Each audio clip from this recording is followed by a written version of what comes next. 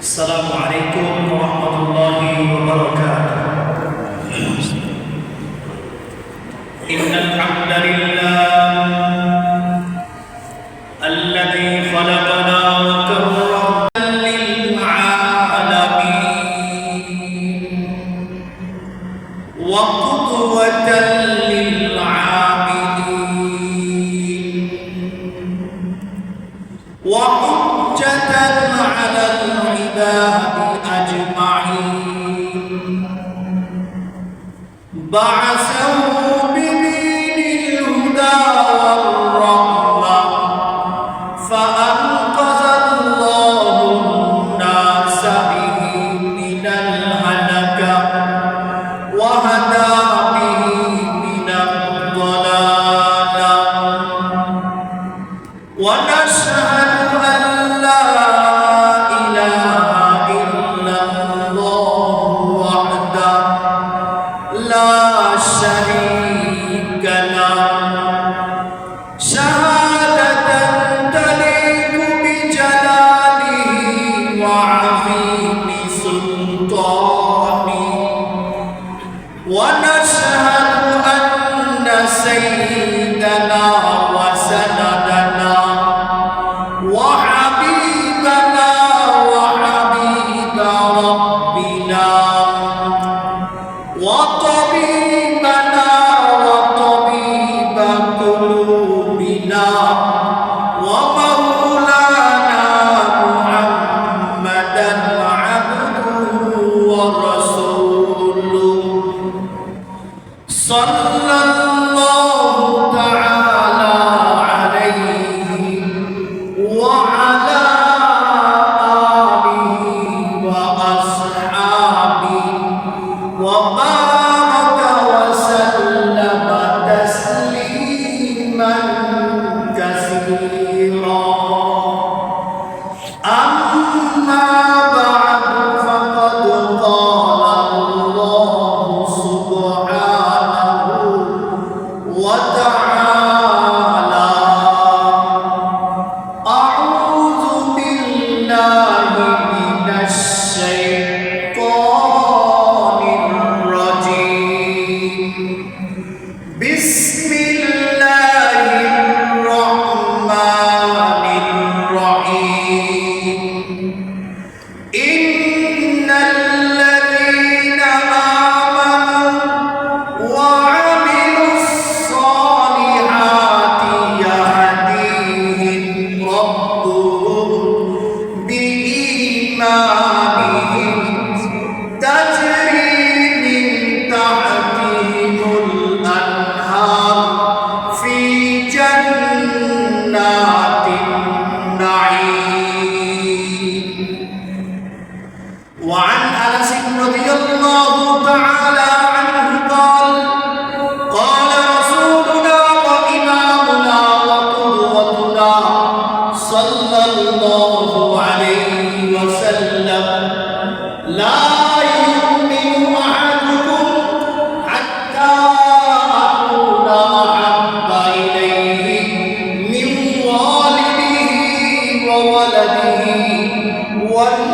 والناس أجمعين أو كما قال الرسول صلى الله عليه وسلم رواه البخاري رحمه الله صدق الله مولانا العظيم وصدق رسوله النبي الكريم ونحن على ذلك لمن الشاهدين والشاكرين والحمد لله رب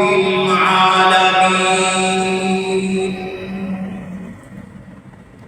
حمد اول اس خدا کی جس نے بخشا زندگی حمد اول اس خدا کی جس نے بخشا زندگی پھر سنا ہے اس نبی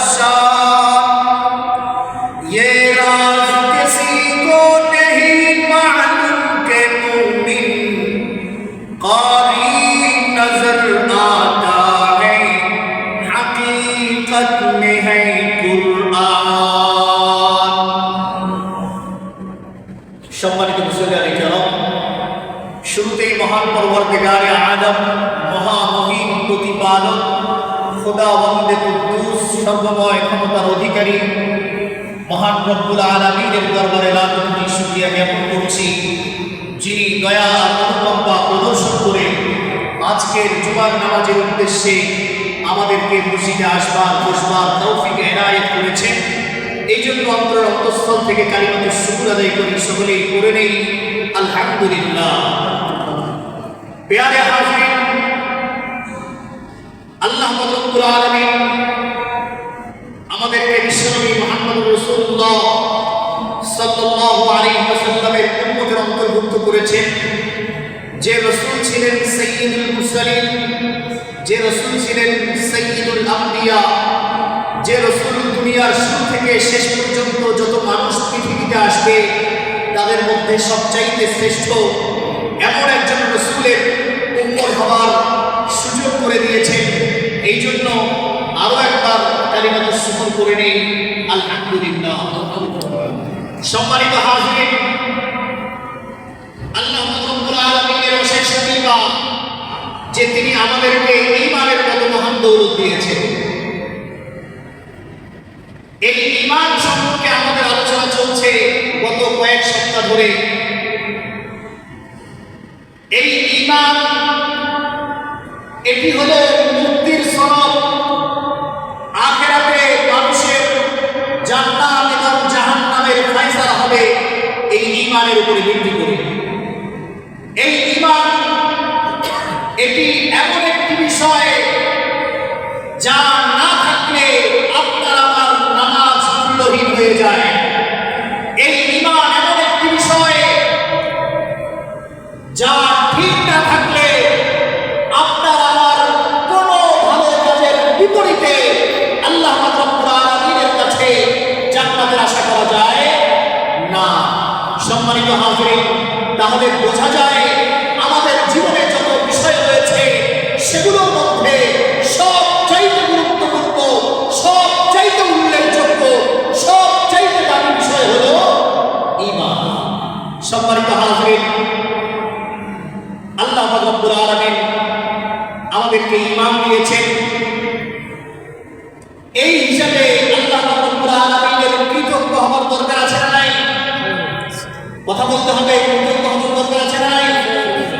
আল্লাহ রাব্বুল আলামিনের কৃতজ্ঞতা আদায় করতে চাইলে তিনি যেহেতু আমাদেরকে ঈমান দিয়েছেন, এই জন্য ঈমান পরবর্তী যত কাজ রয়েছে সেগুলো সুষ্ঠুভাবে শরিয়া নির্দেশিত পথে আঞ্জাম দেওয়ার দরকার আছে। তবে ঈমানের কৃতজ্ঞতা আদায় করা হবে, নচেত শুধুমাত্র আলহামদুলিল্লাহ বলে দিলেই ঈমান আল্লাহ রাব্বুল আলামিন দিয়েছেন আমাদেরকে, এই নিয়ে আমাদের কৃতজ্ঞতা আদায় হবে না। সম্মানিত হাজিরিন, সুনানে ইবনে মাজাহ, সুনানে আবু দাউদের 1535 নম্বর হাদিসে এসেছে, আবু হুরায়রা রাদিয়াল্লাহু তাআলা আনহু হাদিস বর্ণনা করেছেন। পাশাপাশি এই হাদিস আবু সাঈদ খুদরি রাদিয়াল্লাহু তাআলা আনহু বর্ণনা করেছেন। তিনি বলেন, বিশ্বনবী মুহাম্মদ রাসূলুল্লাহ সাল্লাল্লাহু আলাইহি ওয়াসাল্লাম বলেছেন, মান ক্বালা রাদিতু বিল্লাহি রাব্বান ওয়া বিল ইসলামি দীনা ওয়া বি মুহাম্মাদিন রাসূলা ওয়াজাবাত লাহুল জান্নাহ।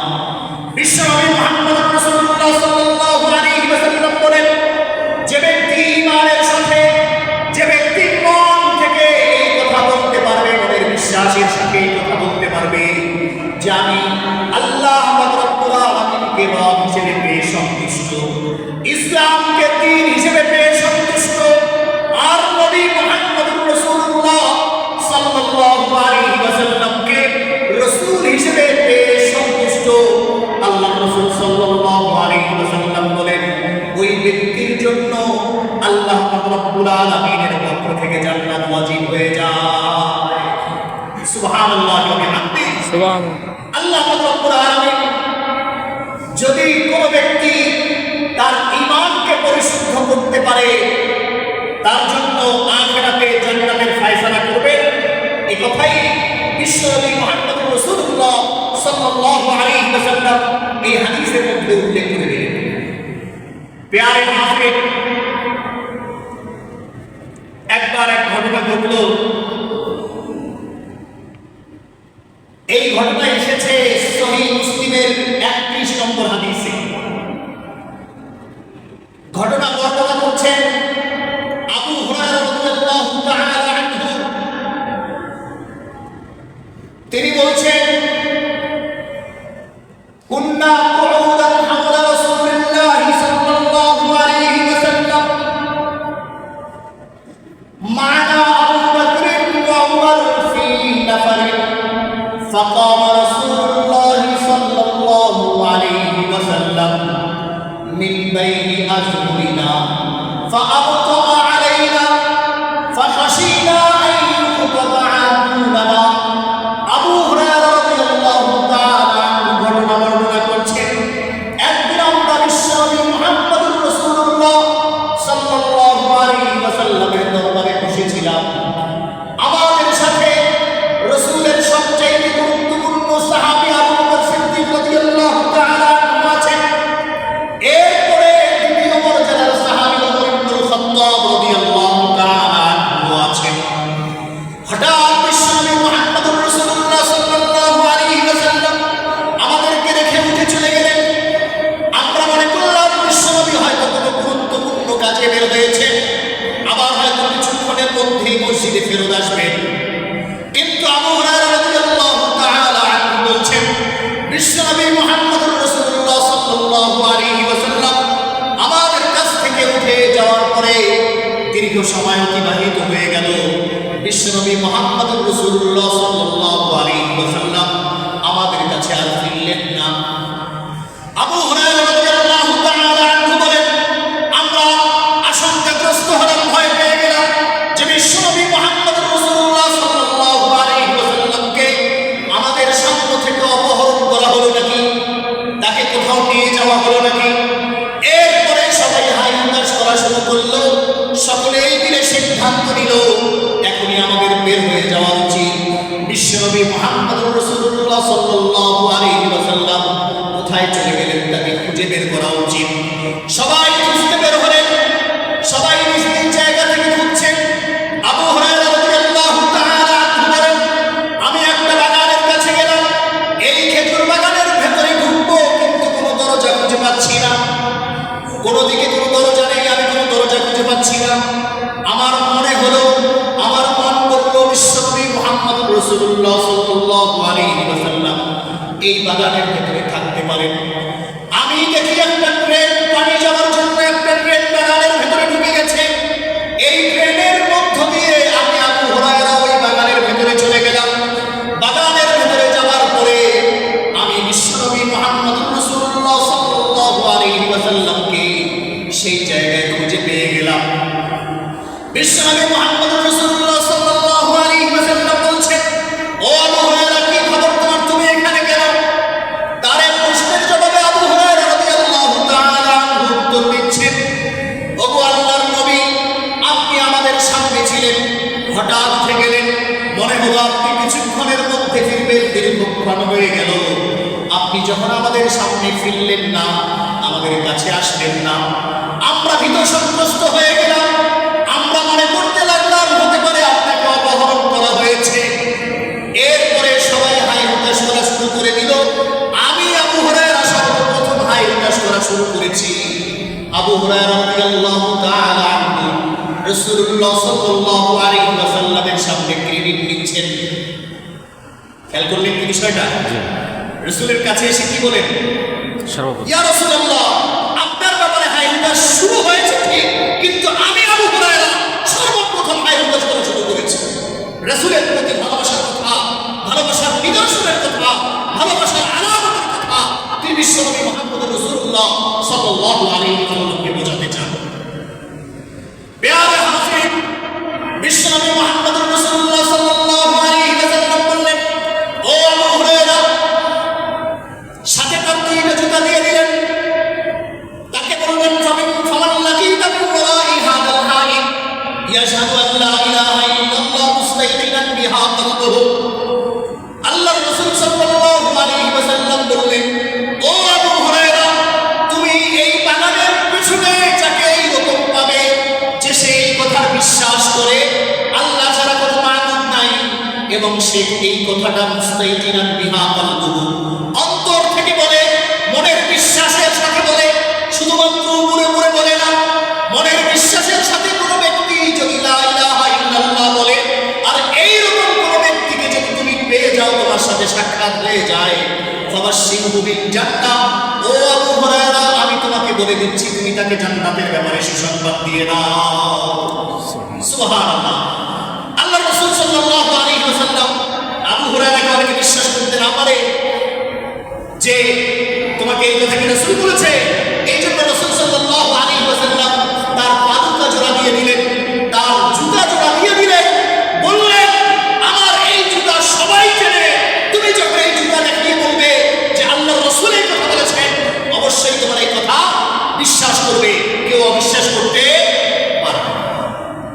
সম্মানিত হাজিরিন, আবু হুরায়রা রাদিয়াল্লাহু তাআলা আনহু আবার ওই পথ ধরে বের হলেন যে পথে তিনি ওই বাগানে ঢুকেছেন। প্রথম দেখা হচ্ছে বাগান থেকে বের হওয়ার পরে ওমর ইবনুল খাত্তাব রাদিয়াল্লাহু তাআলা আনহুর সাথে। ওমর ইবনুল খাত্তাব রাদিয়াল্লাহু তাআলা আনহু বলছেন, কি আবু হুরায়রা, কি খবর? তুমি কি রাসূলুল্লাহ সাল্লাল্লাহু আলাইহি ওয়াসাল্লামকে পেয়েছো নাকি? তুমি তো ভেতরে ঢুকেছিলে, তার সাথে কি তোমার সাক্ষাৎ হয়েছে? আবু হুরায়রা রাদিয়াল্লাহু তাআলা আনহু বলছেন, আমি রাসূলকে পেয়েছি, কিন্তু গুরুত্বপূর্ণ সংবাদ হচ্ছে আল্লাহর রাসূল সাল্লাল্লাহু আলাইহি ওয়াসাল্লাম আমাকে বলেছেন, তুমি লা ইলাহা ইল্লাল্লাহ মন থেকে বলেছে এমন কোন ব্যক্তিকে যদি খুঁজে পাও, তাহলে তুমি তাকে জান্নাতের সুসংবাদ দিয়ে দিও। ওমর ইবনুল খাত্তাব রাদিয়াল্লাহু তাআলা আনহু বললেন, আল্লাহর রাসূল যে তোমাকে এই কথা বলার জন্য বলেছে, কি প্রমাণ? আবু হুরায়রা রাদিয়াল্লাহু তাআলা আনহু তার সাথে থাকা রাসূলুল্লাহ সাল্লাল্লাহু আলাইহি ওয়াসাল্লামের জুতা দেখিয়ে বললেন, রাসূল এই জুতা দিয়েছেন, তার এই জুতা মোবারক দিয়ে, যেহেতু আপনি আমাকে জিজ্ঞেস করছেন এই কথা কি রাসূল বলেছে নাকি, এই কথা প্রমাণ করবার জন্যে, মানুষের সামনে বিশ্বাস করাবার জন্যে আল্লাহর রাসূল সাল্লাল্লাহু আলাইহি ওয়াসাল্লাম তার জুতা জোড়া আমাকে দিয়ে দিয়েছে। প্যারে হাজির, ওমর ইবনুল খাত্তাব রাদিয়াল্লাহু তাআলা আনহু আবু হুরায়রা রাদিয়াল্লাহু তাআলা আনহুকে ধাক্কা দিলেন।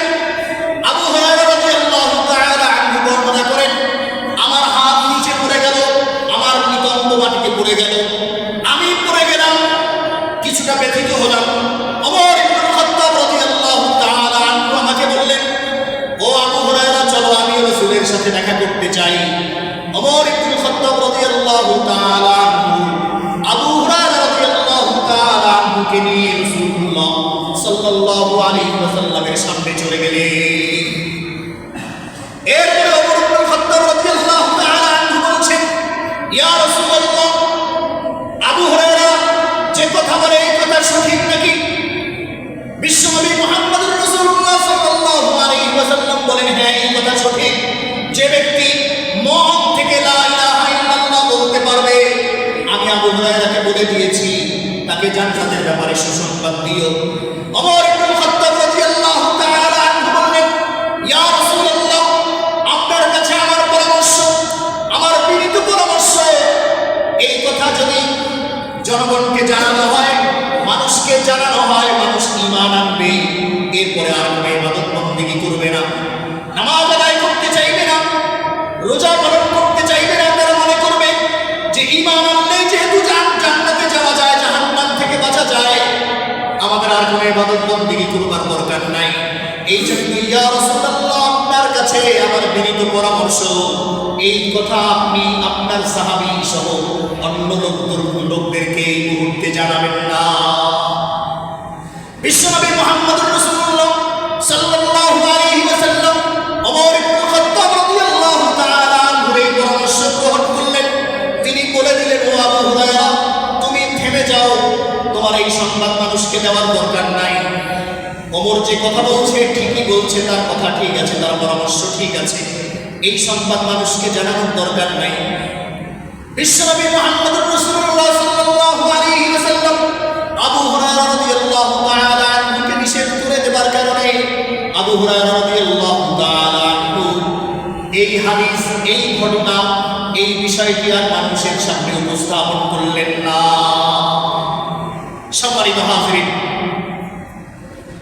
এমন এক ঘটনা একবার ঘটেছে মুআজ বিন জাবাল রাদিয়াল্লাহু তাআলা আনহুর সাথে। আল্লাহ রাসূল সাল্লাল্লাহু আলাইহি ওয়াসাল্লাম বলছেন, ও মুআজ, তিনি বলছেন, ইয়া রাসূলুল্লাহ, উপস্থিত আছি, কি বলবেন? তিনি কিছু বললেন না। আবার বললেন, ও মুআজ, তিনি বললেন, উপস্থিত আছি। তৃতীয়বার আবার ডাকলেন, ও মুআজ, তিনি বলছেন, ইয়া রাসূলুল্লাহ, আপনি কি বলতে চান বলুন, আমি আপনার সামনে উপস্থিত আছি। এরপরে বিশ্বনবী মুহাম্মদুর রাসূলুল্লাহ সাল্লাল্লাহু আলাইহি ওয়াসাল্লাম বললেন, যে ব্যক্তি মন থেকে, মনের বিশ্বাসের সাথে এই কথা বলতে পেরেছে, লা ইলাহা ইল্লাল্লাহ, আল্লাহ ছাড়া কোনো মাবুদ নেই, ওই ব্যক্তি নিঃসন্দেহে জান্নাতে প্রবেশ করবে। আল্লাহ রাসূল সাল্লাল্লাহু আলাইহি ওয়াসাল্লাম বললেন, মুআজ, এই সংবাদ মানুষকে জানানো যাবে না। মানুষকে এই সংবাদ জানালে মানুষ আর ইবাদত বন্দেগী করবে না। প্যারে হাজরিন, মুআজ বিন জাবাল রাদিয়াল্লাহু তাআলা আনহু যেদিন এই হাদিস বর্ণনা করেন, সেদিন তিনি বলছেন যে আমি এই হাদিস বর্ণনা করলাম কেন জানো? রাসূল তো আমাকে নিষেধ করে গেছেন। আমি রাসূলের একটি হাদিস, একটি গুরুত্বপূর্ণ বিষয় জানি, তোমাদের সামনে না বলার কারণে হতে পারে আল্লাহর দরবারে আমাকে পাকড়াও করা হবে, আমি গুনাহগার হয়ে যাব। এই ভয়ে আজকে এই হাদিস আমি মৃত্যুবরণ করার আগে, রাসূলের মৃত্যুবরণের অনেক পরে, যখন মুআজ বিন জাবাল রাদিয়াল্লাহু তাআলা আনহু মৃত্যু সজ্জায়, তখন তিনি এই হাদিস বর্ণনা করেছেন এবং বলেছেন, আমি ভয় পাই, রাসূলের হাদিস জানি, গোপন করব, গুনাহগার হব, এই ভয়ে আমি এই হাদিস গোপন করলাম না, শেষে তোমাদেরকে বলেই দিলাম।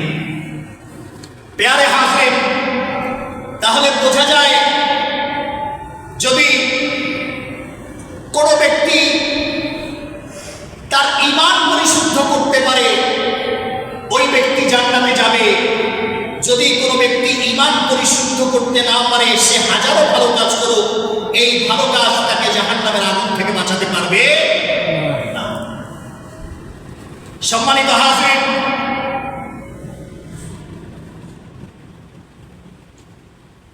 গত কয়েকদিন আগের ঘটনা আপনারা অনেকেই জেনেছেন। ঝিনাইদহ ৪ আসনের মাননীয় সংসদ সদস্য জনাব আনোয়ারুল আজিম আনার সাহেব, তিনি চিকিৎসার জন্য ভারতে গিয়েছিলেন। সেখান থেকে তিনি নিখোঁজ হয়ে যান এবং কয়েকদিন পরে সংবাদ আসে তাকে হত্যা করা হয়েছে এবং তার শরীরকে টুকরো টুকরো করে বিভিন্ন জায়গায় ফেলে দেওয়া হয়েছে।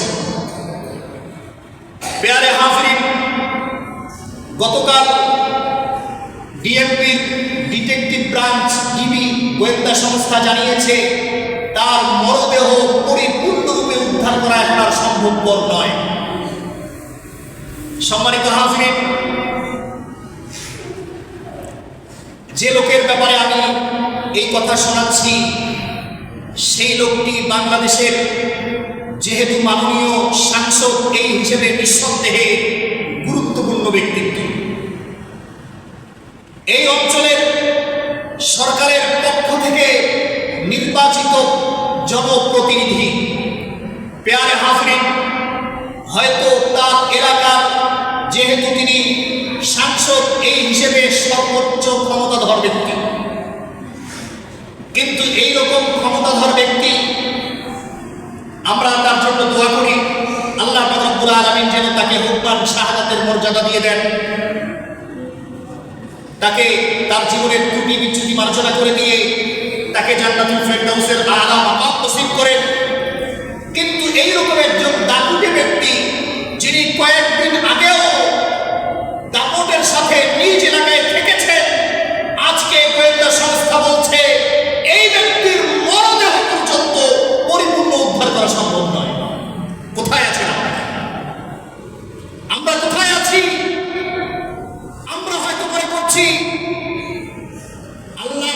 সব সময় ডাকছে, কবর আমাদেরকে সব সময় ডাকছে।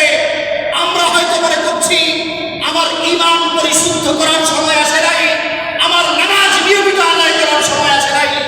আমরা হয়তো মনে করছি ধর্ম কর্মে নিয়মিত হওয়ার সময় আমার আসে নাই। যদি আমরা এমনটা মনে করে থাকি তাহলে সঠিক মনে করছি না ভুলের মধ্যে আছি? কথা বলতে হবে, সঠিক মনে করছি না ভুলের মধ্যে আছি? ভুলের মধ্যে আছি।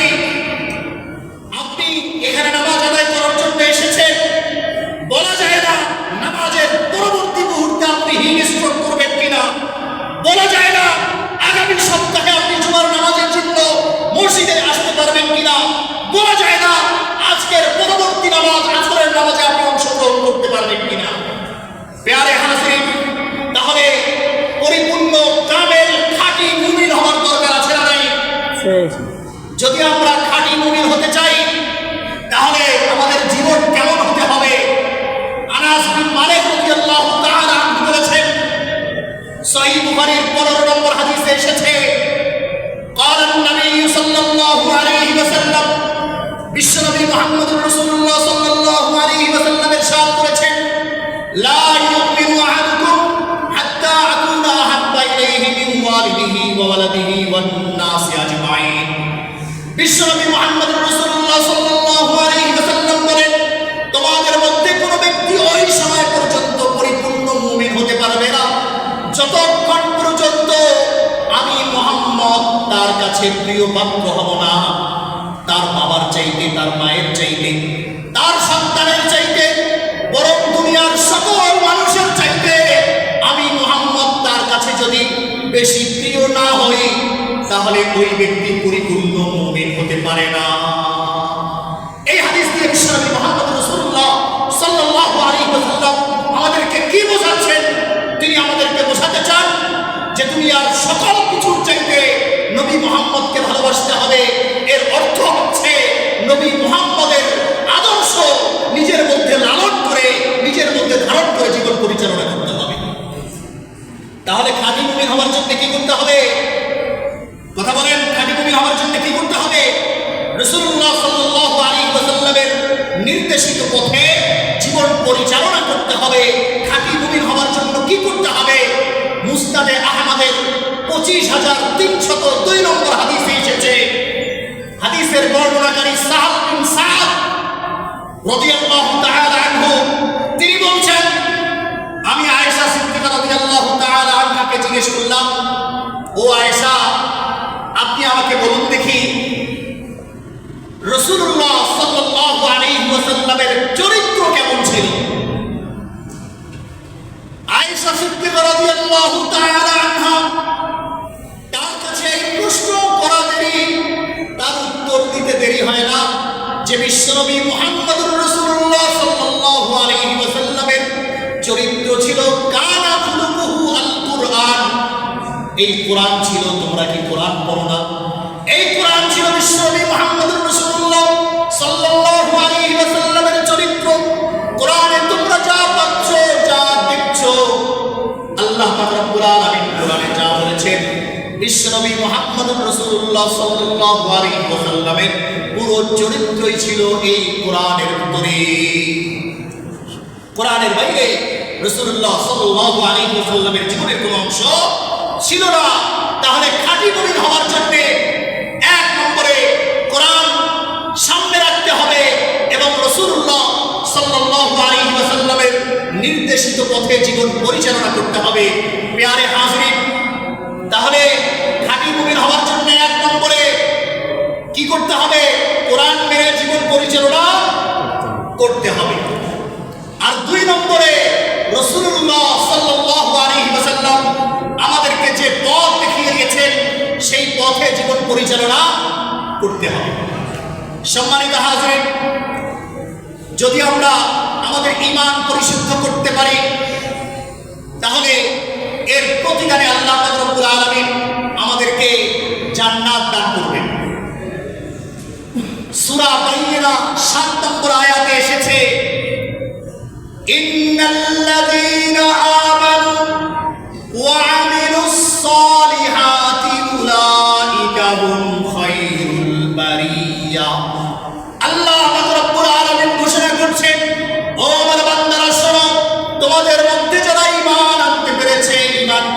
করে নিয়েছে এবং ভালো ভালো কাজ করেছে, সেই লোকগুলো হলো আমার সৃষ্টির মধ্যে সবচাইতে শ্রেষ্ঠ।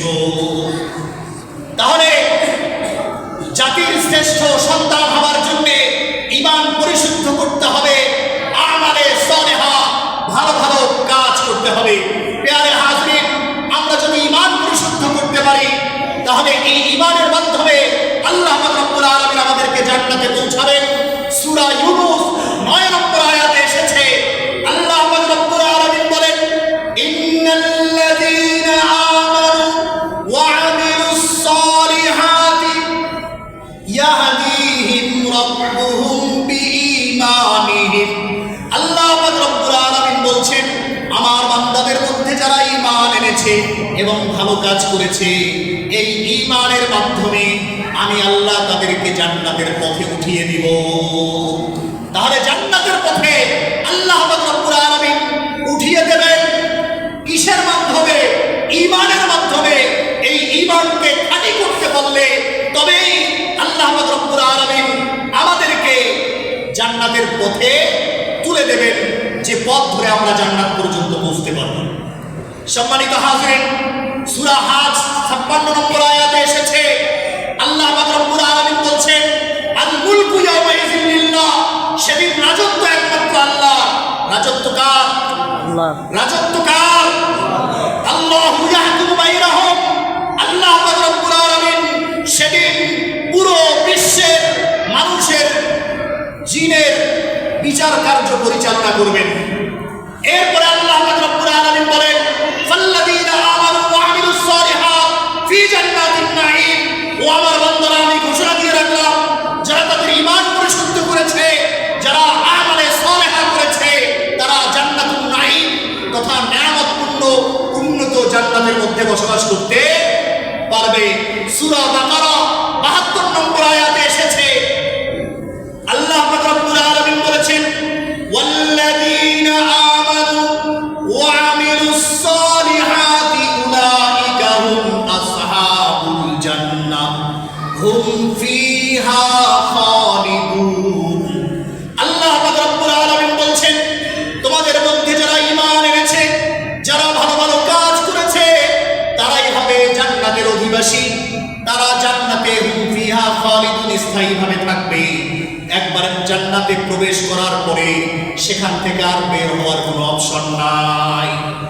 সম্মানিত হাজিরিন, তাহলে আমরা আজকে এই মসজিদে বসে ইনশাআল্লাহ নিয়ত করতে পারি তো যে আমরা আমাদের ঈমান পরিশুদ্ধ করে নেব।